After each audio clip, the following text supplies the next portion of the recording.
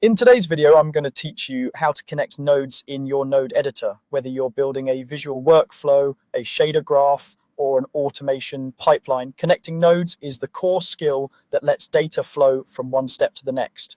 The process is simple, and once you've done it a few times, it'll feel completely natural. Let's walk through it together with clear, practical guidance so you know exactly what to look for as you go. Start by locating the output arrow on the right side of the node that will send information forward.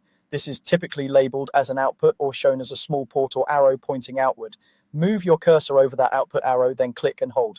You should see a visual cue as soon as you press down. Often a wire, line, or curve begins to appear anchored to the node you clicked.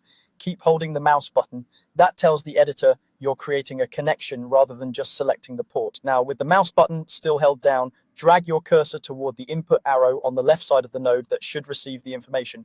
As you move across the canvas, the wire follows your cursor, giving you a preview of the path. Aim for the correct input port. Many editors color code or label ports to indicate compatible types, such as numbers, images, or events. If you hover over an incompatible input, the port may not highlight, or you might see a warning.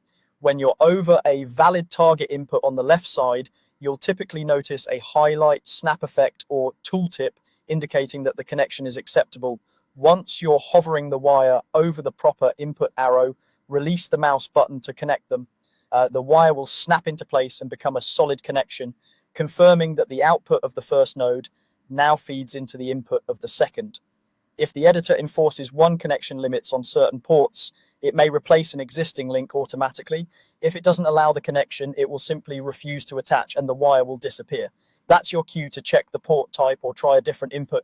That's all there is to it. Click the output on the right, drag to the input on the left, and release to finalize. With these fundamentals, you can chain nodes together to build complex logic step